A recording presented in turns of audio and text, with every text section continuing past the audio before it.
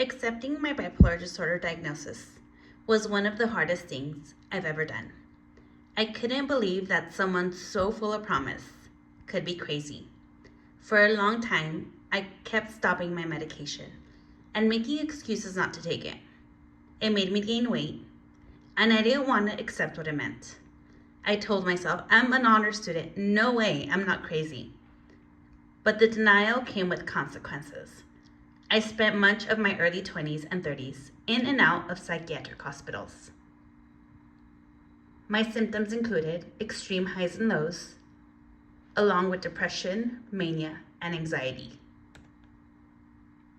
It had gotten to a point where my mom told me she lost track of how many times I tried to end my life. And honestly, so had I. I came terrifying close one night. And the doctor sat down with me afterwards and said, I can't explain how you survived with the amount of medication we found in your system after the overdose. You're very lucky to be alive. But you really have to stop doing this. You made permanent damage to your heart and all the muscles in your body. Today, there is not one single depressed bone in my body. I'm overflowing with life, and the joy of the Lord fills my heart. My life is a miracle. Every time I try to end it, somebody saved me. Birthdays are especially meaningful to me. They are not just dates on a calendar. They're a celebration of life. When I was 19, my best friend Melissa handed me a journal and told me to write down my feelings. I didn't know it then, but it would change my life. Writing became my best coping skill and strength. One journal ended, and I filled another, until I had stacks. The pages became the foundation of my memoir, Bipolar Girl. To my amazement, it was nominated for Best Memoir for the Latino Book Awards at the 2010 New York Book Expo. John Echeveste, partner at BPE Public Relations, and my internship mentor, nominated me for the award and even paid for my flight to New York. Ana Araujo, my executive director at the Eastside Boys and Girls Club, helped fund the rest of the trip. Standing in New York, along with authors and publishers, made me feel like a dream I could never imagine.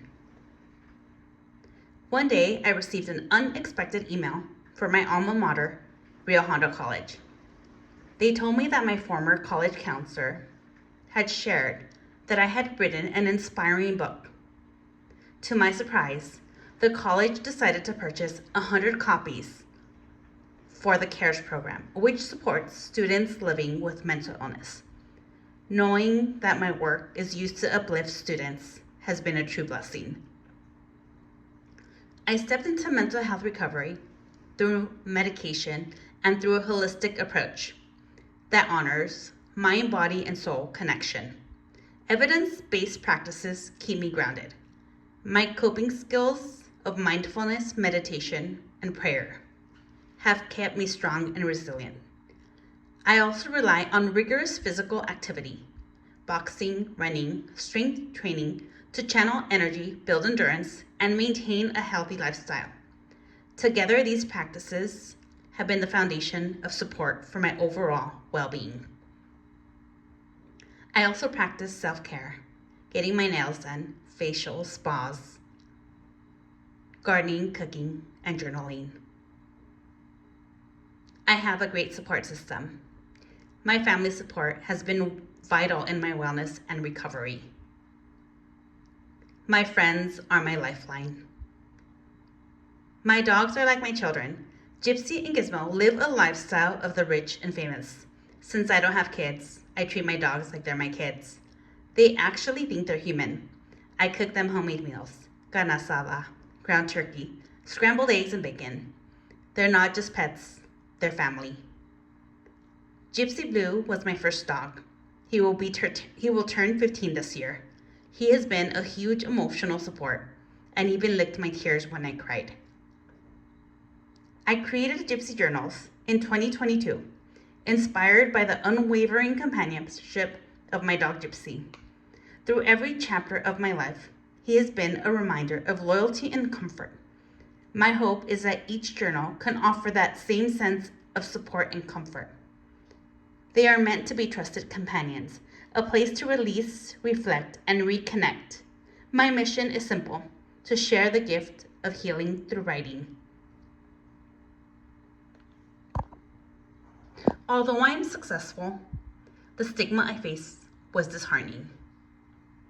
You shouldn't tire your brain and go to college. You know, you have a mental illness. In graduate school, while pursuing my master's degree in social work, I eventually withdrew because I couldn't handle the stigma from even a professor and students. People with mental illnesses shouldn't be working or going to school. Some people told me, you should apply for SSI and Section 8 housing. The worst comment I heard was, it's because you have demons. I worked for the Alley County Department of Mental Health as a medical caseworker for 11 years. Living with mental illness propelled me to help others facing similar challenges. I was very fortunate to have an incredible clinical supervisor, Dr. Zamora. He believed in me, coached me, trained me, and helped me become the confident woman I am today. He once said, Mari, your book is great. It's a real page turner. But I don't like the title. You're not bipolar girl. You're girl with bipolar. Bipolar does not define you. You don't say, I'm cancer, I'm diabetes. And one day you'll be middle-aged woman with bipolar and old lady senora with bipolar. But it will never be who you are. I came in terms with my bipolar diagnosis in 2004, and my life changed in a beautiful way. I earned my AA in Liberal Studies from Rio Hondo College and my BA in Public Relations from California State University, Fullerton, receiving 3 scholarships along the way. Today, I serve as a marketing manager for 7 California Golden Corral franchise stores, and I am a proud Pomona Chamber of Commerce ambassador. I am a homeowner and recently achieved my dream of buying a BMW. I thank God and Dr. Zamora for my success in life. I am a successful Latina woman, no longer defined by mental illness.